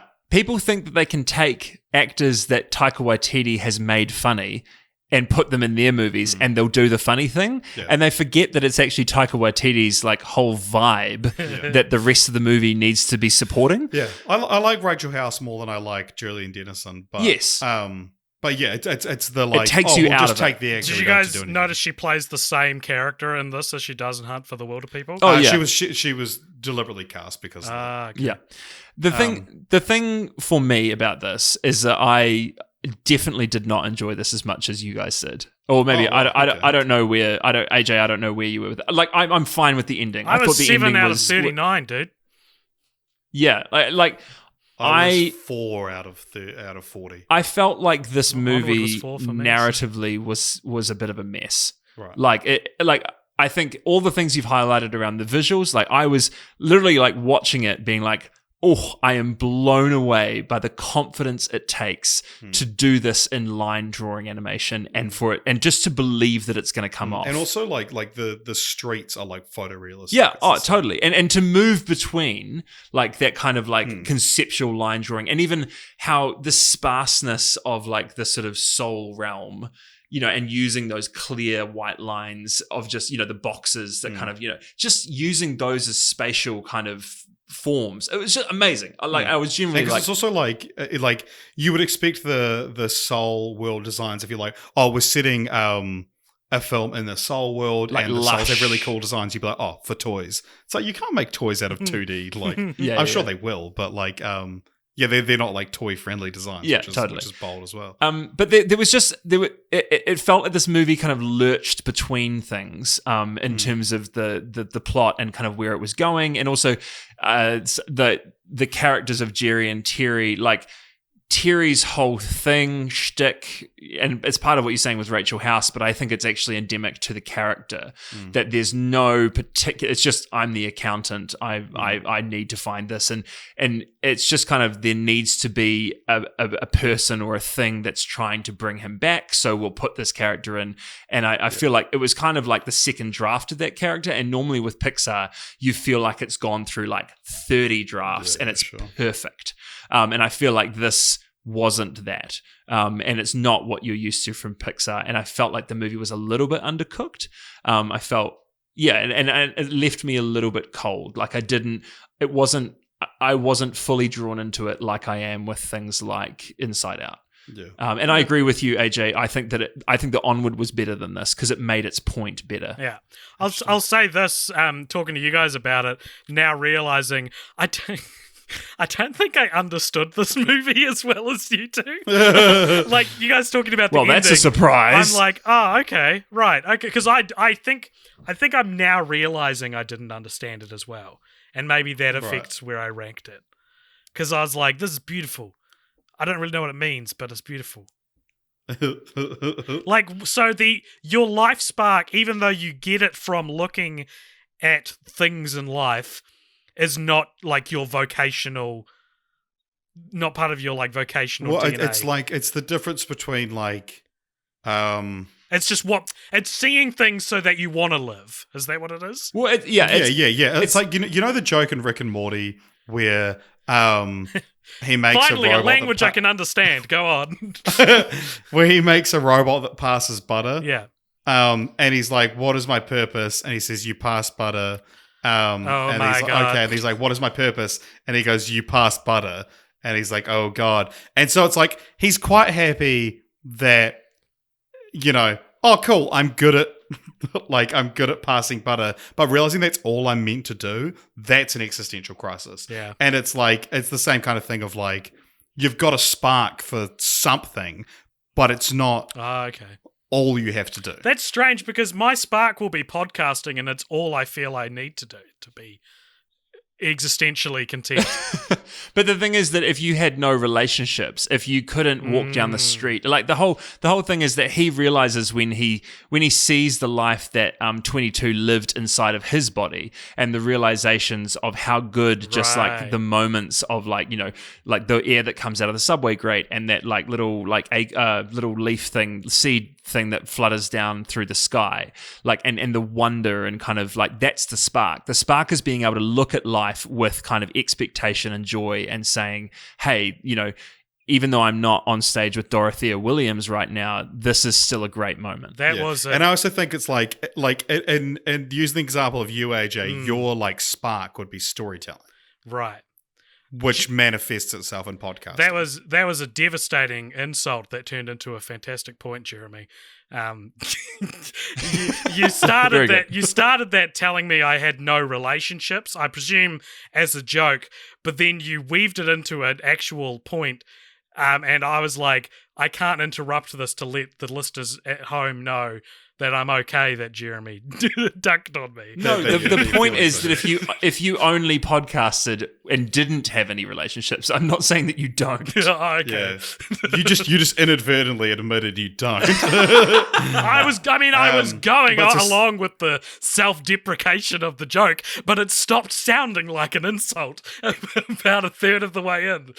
But so same day as that, this was the first foray into the same day release on HBO Max as the theatrical release for Warner Brothers, which we'll talk about more in the next podcast we do most anticipated because it's kind of more relevant to what's coming up. But Wonder Woman 1984. Did any of us have this, AJ? Did you have this on your most anticipated? Yes. I had it on mine. Oh wow. Jeremy, did you watch it? Yes, I did. Yeah. What do we all think? 3, 2, 1. It's pretty bad. That good, is it? Yeah. All right, let's get this out of the way. Last year we all saw the rise of Skywalker together, and Richard did not let me live down the fact that my immediate thoughts on the film weren't as harsh as they would come to be. Which is very funny to not let someone live down that fact. I see the comedy in it. But I'm just saying, like, I unintentionally opened my mouth while my brain was still formulating what I'd just seen. And so I could sense that this would happen again. Yes. Because watching Wonder Woman 1984, I had a similar reaction to, I think, what AJ did to Rise of Skywalker. That was like, and I'm still kind of toying with my feelings for it, but I'm a little bit like, I think my overall experience of watching it was like, I'm enjoying this or parts of this, but there's a lot wrong with this. And I wasn't sure which side was going to win. Right. And so as soon as the movie finished, I was like, AJ, immediate thoughts, because I knew he'd do it again. And I foolishly complied.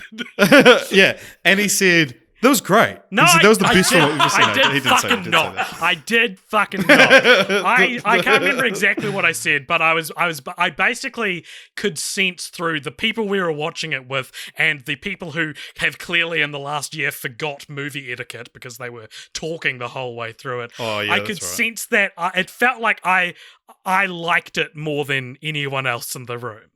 And so my immediate thoughts were, it's not as good as the first one, but there's some great stuff in there. Now, my opinion, that in a vacuum has not changed. My opinion, in so many words, is it's not as good as the first one, and there's some great stuff in it. What that opinion has gone on to develop into is there's also some really bad stuff in it. And what actually happened was like I loved the first Wonder Woman movie. I think it's one of the best superhero movies ever made. I think it's breathtaking.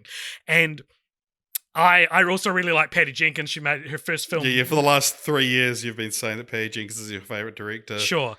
And, well, I don't know. I like her directing. I don't know if I have a favorite director. And she made a film called Monster as well, which is really good. And so I had a lot riding on this film, I guess, or at least I really wanted to like love it, right? And and the problem is that like I had heard through our Discord, people in our Discord had already seen it and were saying that it wasn't that great. Well, they were like watching it like an hour before we went into the cinema. Yeah. So we saw people be like, this movie's a fucking mess. And we're like, oh, we're like waiting to go into the movie. And so immediately I'm on the defense, right? As can happen. And I actually worry. I love to fucking contradict our Discord. Yeah. Not contradict, just like a defense. It's a director I like and a storyteller I trust, you know? So I'm like wanting to defend it. And I think, Richard, maybe we need to talk about this. I don't think we foster a very good environment for developing and changing opinion. I think we're very much a friend group that will be like, see, I fucking told you, if someone changes their mind on a film, which is very troubling to me because I kind of pride myself on being able to do that, being able to change my mind with new information and, you know, not with movies, with like politics and stuff. Yeah. Do you know, I wasn't going to bring up the fact that I made you give your immediate thoughts. or I was just going to because to kind of illustrate the way I feel about the film is that I was very uncertain about it. And it's like, literally, like, if everyone around me had been like, yeah, that was better than the first one, I'd be like, yeah, there was a lot of good stuff in it. And so it was just very interesting that you were willing to commit to the good half of it immediately. So what? So okay, which I think is just finish. like, and I think that's just the way you watch movies. As well, like having done this a few times now, I think that's the way you watch movies. Is that the bad stuff takes a little while to sink in.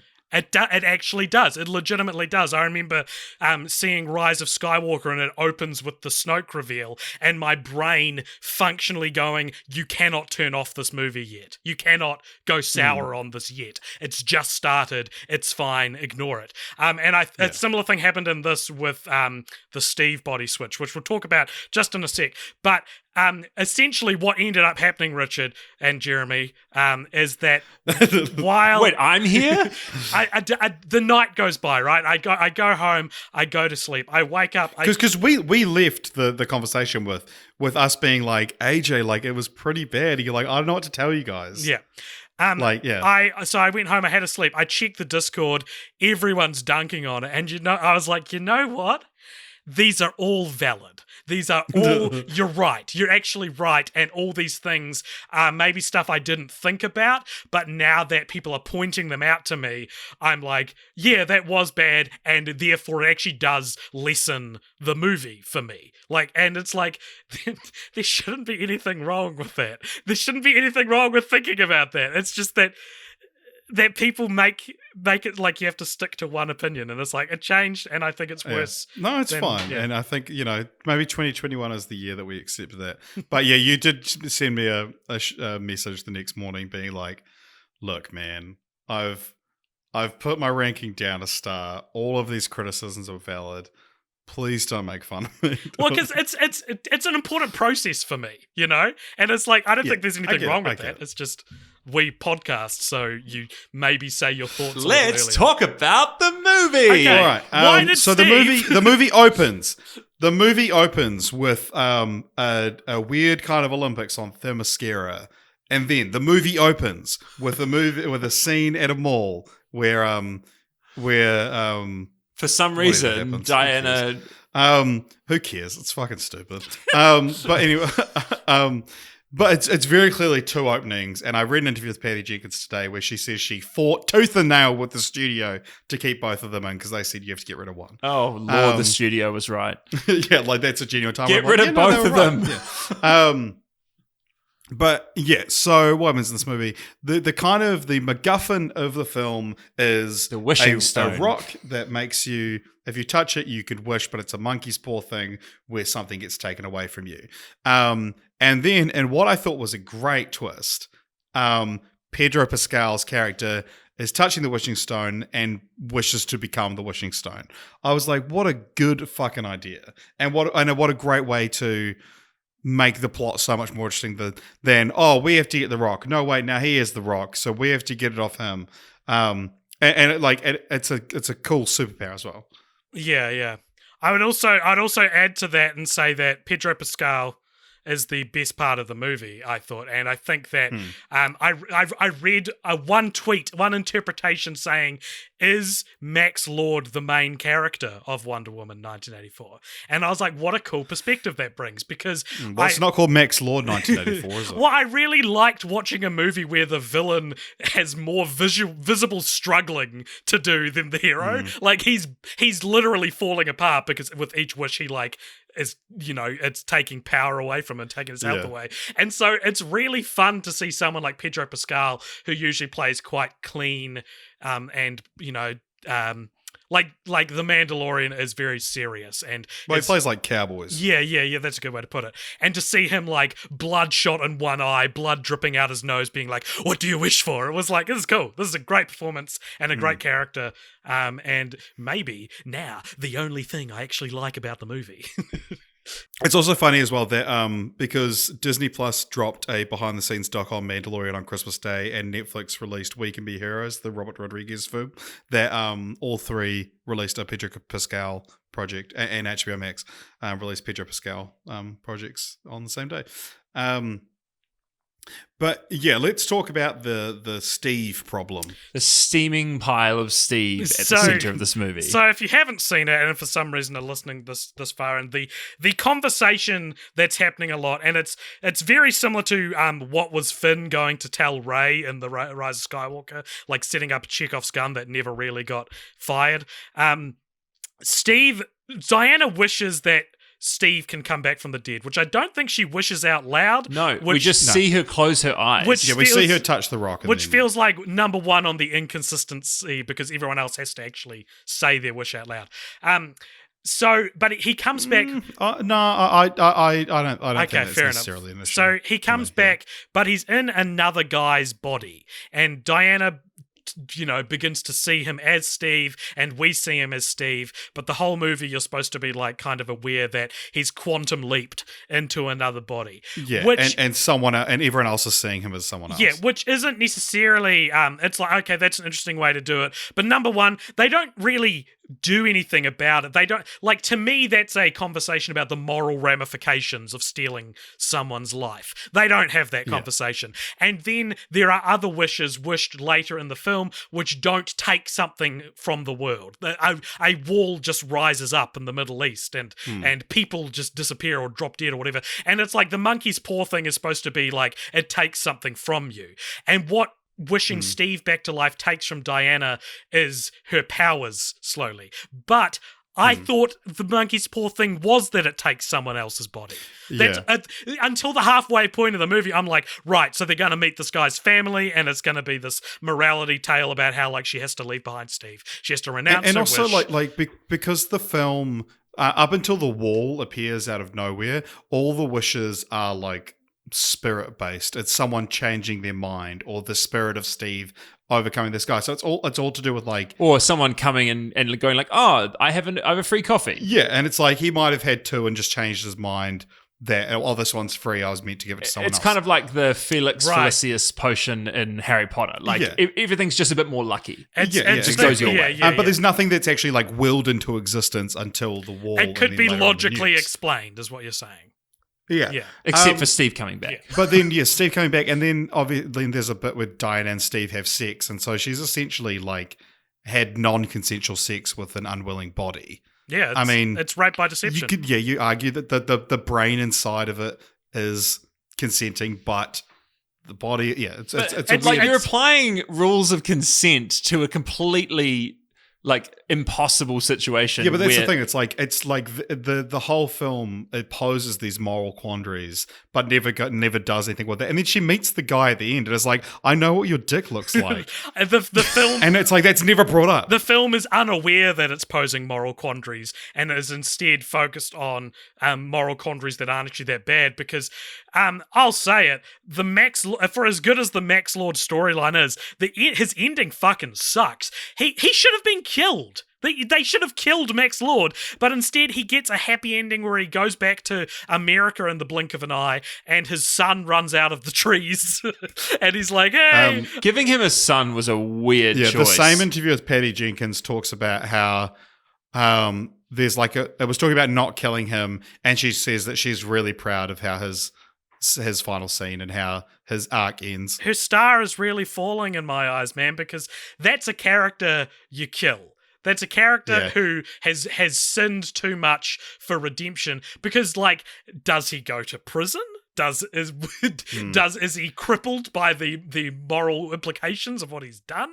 Like when the son is first introduced, like literally, I remember sitting there being like, crap, why does he have a son?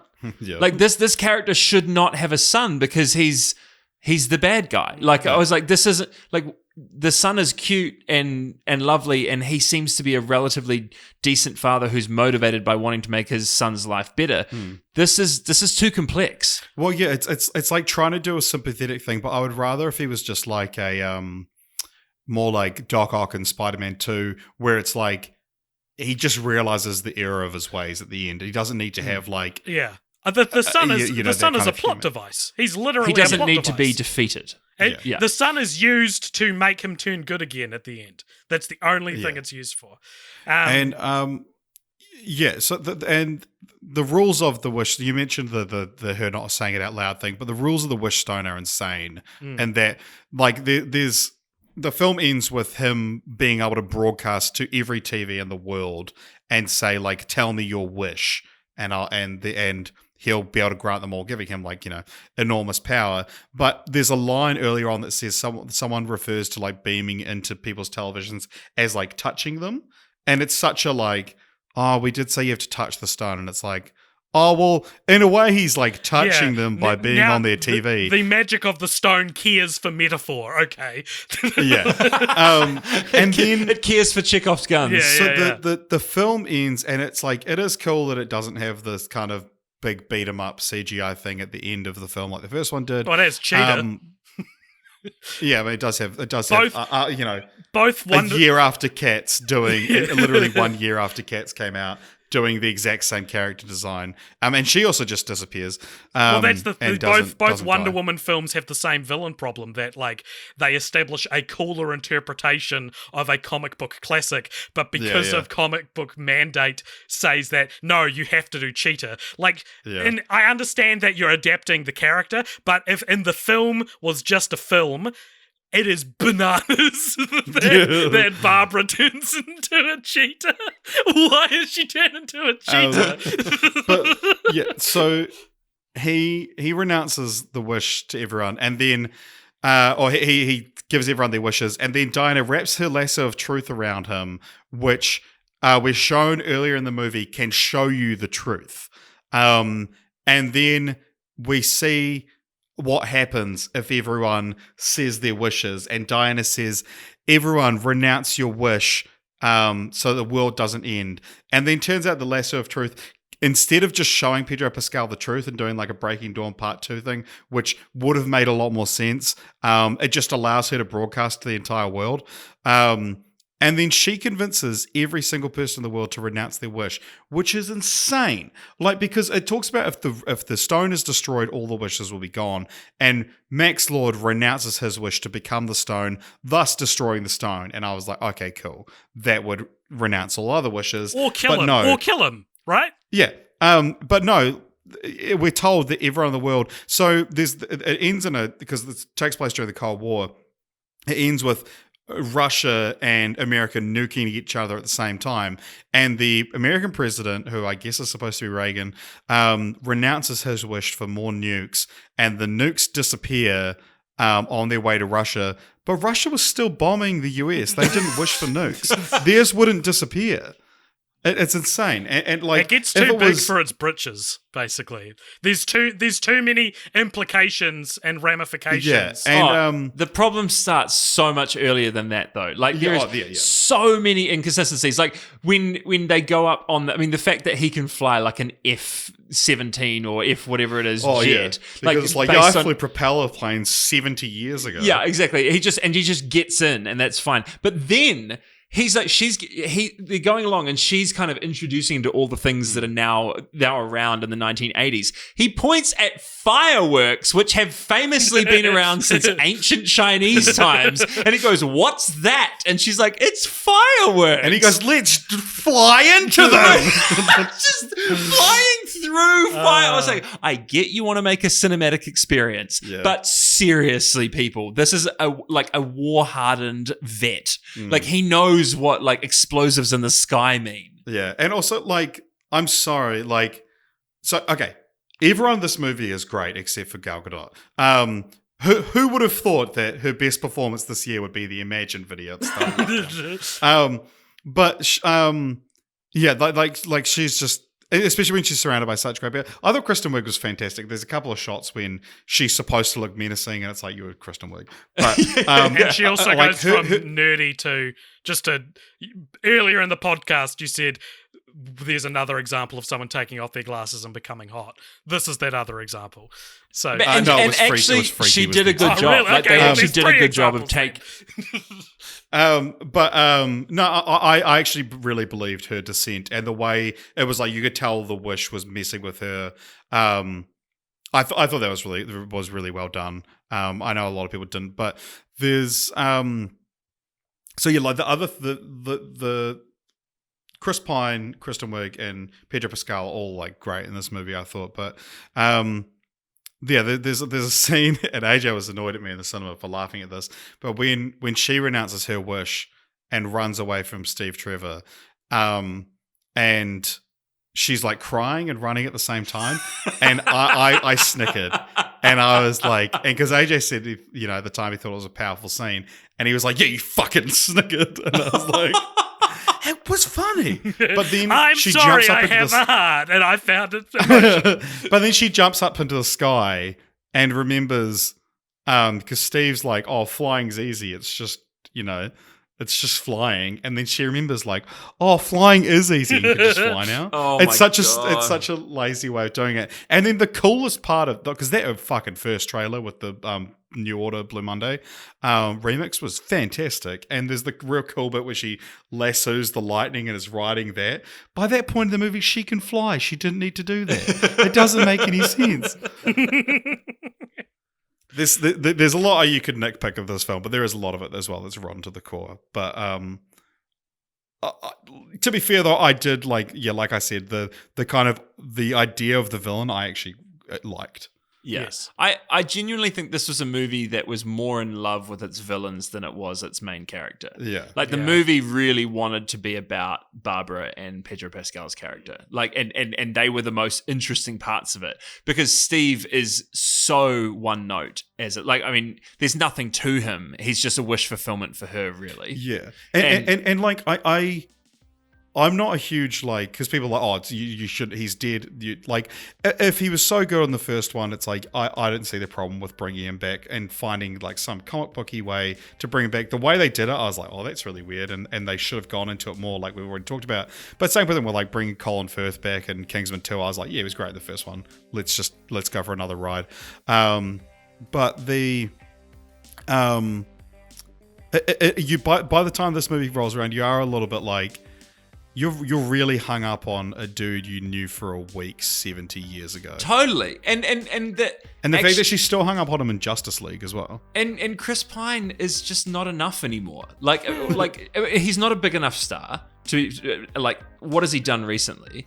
And he's a Wonder Woman a couple of years ago. I just like he's not enough of a character that we all love to bring back to like. Yeah, I agree with AJ. I don't know if they needed to bring him back, but I liked him. But their chemistry in the first one was the best part. Yeah, but I think that you give Wonder Woman like another sidekick. You bring in another person who's make Barbara her sidekick for a while, or just I thought that bending the rules of the world so intensely just to bring back Chris Pine to be next to Gal Gadot for the whole movie was just not worth it. Well, because in the comic books, I believe Max Lord's character deals with like brainwashing and whatnot, and so it seemed like the obvious thing was going to be that he was somehow brainwashing Diane into believing that she was seeing Trevor. Right. And then the fact that it's like, oh no, he's possessed someone else's body, I was like, that's such a weird way to do it. Yeah. But yeah, because it was like a figment of the imagination thing. It's a bit overdone, but I wouldn't necessarily mind it. But anyway, to wrap up on Wonder Woman 84, we are... Wonder Woman 3 has been officially announced. Patty Jenkins is returning, and it's being fast-tracked, so it might not take as long to get here. And then she's also hinted that she's doing a Wonder Woman 4 as well, after hinting a couple of weeks ago that she was done with the franchise. All right, thank you very much for listening to the most disappointing films of 2020 Part 3 and Part 1 and 2 as well. I hope you all enjoyed it. I hope you all agreed or disagreed with us, whatever gets us more engagement. And you can, of course, chat to us about your ideas and what you think is the most disappointing film of 2020 on the Cult Popture Discord, which you'll find a link to in the description, along with links to our Facebook, our Twitter, our Instagram, our YouTube channels, all the places where you can contact Cult Popture or where you can support Cult Popture by subscribing or liking or following or whatever it is. And you can also support us monetarily over at patreon.com/Cult Popture. And stay tuned for the post-credits scene, which is another thing that is related to the Patreon.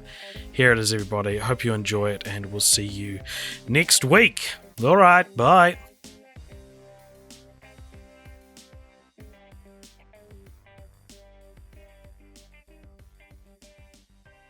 Alrighty, thank you for listening to that last episode, and sorry for the abrupt ending that led into an outro that then led back into this segment where Richard is back. Richard is back, but Jeremy's not here, he's gone. Jeremy's been gone for weeks. This is our post-credit sequence where at the end of each episode, if you pay $5 or more, I shouldn't say pay, I should say donate. That's such Give. give. If you allow us $5 to or take more. from you. On patreon.com/Popture, you get to give us something to talk about in the post-credit scene. And today's post-credit scene comes to us from Isaac, and he asks, what is your guys' favourite meal to make yourselves? Richard, what is your favourite meal to make yourself, if I may be so bold as to ask? My favourite thing to make myself is, so my two favourite foods in the world are Frank's Red Hot Sauce and Old El Paso burrito seasoning. And fortunately, there's a meal that allows me to make both of those, and that is burritos. So I like to take the burrito seasoning. It recommends that you just kind of like coat the chicken in it and then cook that. What I do, I cook the chicken or like seal it fully, then put the spice mix on top, and then put some water in, and so it makes like a paste. And then, so I'm just on like diced chicken, and then chuck some cheese, chuck some hot sauce, just wrap that up into a tortilla. You got a burrito, and it's fucking delicious. I'm about to go make exactly that, except not with probably just with the seasoning in the actual packet. Nice. Because I don't have the old El Paso, but yeah, no, are they burritos or enchiladas? What's the difference? Well, enchiladas, is like when you roll it up, they have a different mix on them, a more kind of like salsa-y mix. And you're supposed to use like minced chicken.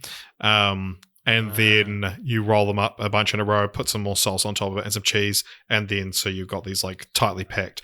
Burritos are like a self-contained unit. Right. Like what we have as pies in New Zealand. Like you can just go to any petrol station, get a pie, and it's a very quick meal. Often a quick breakfast. I had an American friend over last year, the year before must have been because of COVID. But he got a gas station pie and was like, because he'd never had a pie before. I'm like, oh, you have to try one, and was like, oh, this is just kind of a gas station burrito. Like this is the equivalent. Like this is what I would get. So I thought it was interesting because I love a good burrito. So yeah, I'm probably going to make enchiladas after we finish talking tonight. But beyond making enchiladas, which is a meal I make once every 5 days. I also I've got this is something that not a lot of people do like, but I like. And that is it's because of my grandparents growing up. Whenever I go see my grandparents, they'd get like a white bun or white bread roll, and just put margarine, plastic cheese, and either ham or luncheon in it. Oh, yeah. Occasionally it would get maybe some relish, some mayonnaise, something like that. And because of that association, like I've been eating luncheon and plastic cheese sandwiches all week, and it tastes so good to me. And everyone I know is like, AJ, luncheon is disgusting. Well, luncheon is essentially spam? bologna. Right, yeah, it's like it's somewhere between spam and bologna, I think. I might get that wrong. I feel like we might have actually talked about this on the post-credit scene before, now that we're saying this. So apologies if this is a repeat, but I love luncheon and cheese sandwiches. Yeah, it's worse than bologna, apparently. It's called Devon. Not to be confused with bologna sausage. I think they are similar, I think. I just think that I may be the person who likes this type of food more than anyone else in the world, and the cheaper the ingredients, the better the sandwich. Yeah. I don't need expensive. In fact, it'll ruin it if you put something expensive in there. Oh, do you know that luncheon is apparently exclusive to northern areas of New Zealand? I mean, you're in the South Island, so that's that, but it's a very New Zealand thing. But yeah, what we're talking about is bologna, that kind of very processed, probably made into some kind of paste, packed into a sausage, and then oh cooked, my god, and then It's disgusting. I Actually hate delicious. it. I love it so much. And don't ruin it with expensive ingredients. That's my advice if you're thinking of going out and trying a bologna sandwich. It's something that only I have ever had. So there you go. Thanks, guys. And thank you, Isaac, for such a wonderful question that allows me to out myself as a make myself disgusting hungry. cretin. It's dinner time. I'm going to make some dinner. Sweet. Burritos? I don't know. I do have chicken. I don't know if I have burrito mix. But Godspeed, man. I'll let you know. Godspeed.